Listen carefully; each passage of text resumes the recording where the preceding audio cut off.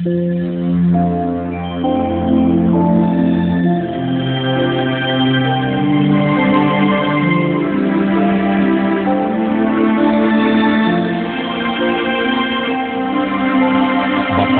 ang bumabasa at ang nangakikinig ng mga salita ng hula at tumutupad ng mga bagay na nasusulat doon, sapagkat ang panahoy malapit na.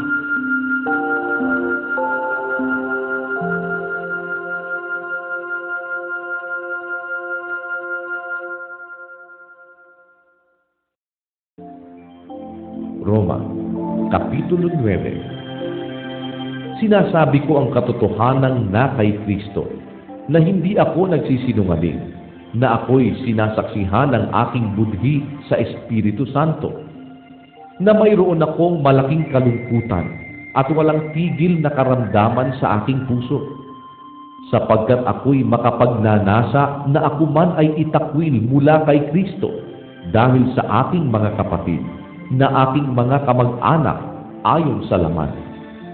Napawang mga Israelita, na sa kanila ang pagkukupko at ang kaluwalhatian at ang mga tipan at ang pagbibigay ng kautusan at ang paglilingkod sa Diyos at ang mga kapangatuan. Na sa kanila ang mga magulang at sa kanila mula ang Kristo ayon sa laman, na siyang lalo sa lahat, Diyos na maluwalhati magpakailanman. Siya nawa. Datapwat hindi sa ang salita ng Diyos ay nauwi sa wala, sapagkat hindi ang lahat ng buhat sa Israel ay mga taga-Israel, ni sapagkat sila'y binhi ni Abraham ay mga anak na silang lahat, kundi kay Isaac tatawagin ang iyong binhi. Sa makatwid ay hindi mga anak sa laman ang mga anak ng Diyos, kundi ang mga anak sa pangako'y siyang ibibilang na isang binhi. Sapagkat ito ang salita ng pangako, ayon sa panahong ito'y paririto ako, at magkakaroon si Sarah ng isang anak na lalaki.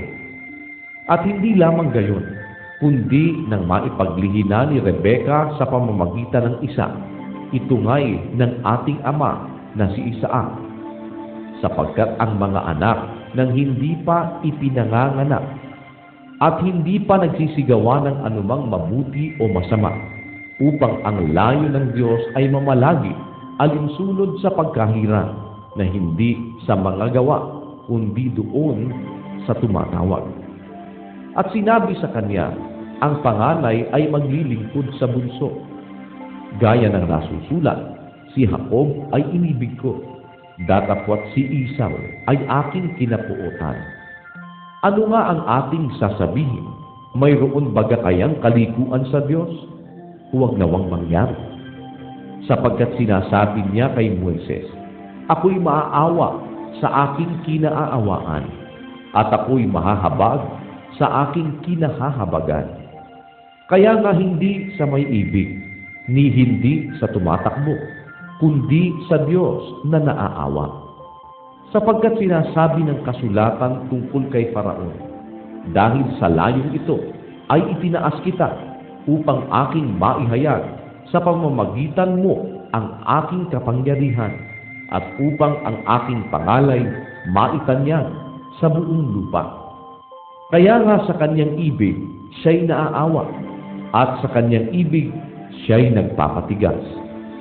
Sasabihin mo nga sa akin, bakit humahanap pa siya ng kamalian? Sapagkat sino ang sumasalangsang sa kanyang kalooban? Ngunit, o tao, sino kang tumututol sa Diyos?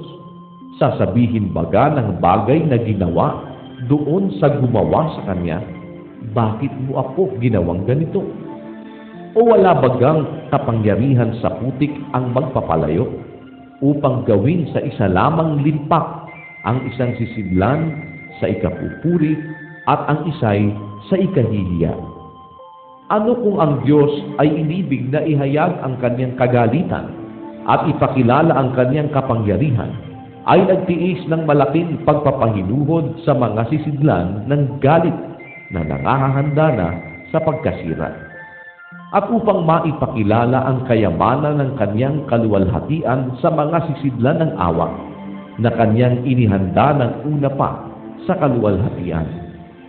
Maging sa atin na kanya namang tinawag, hindi lamang mula sa mga Hudyo, kundi naman mula sa mga Hentil.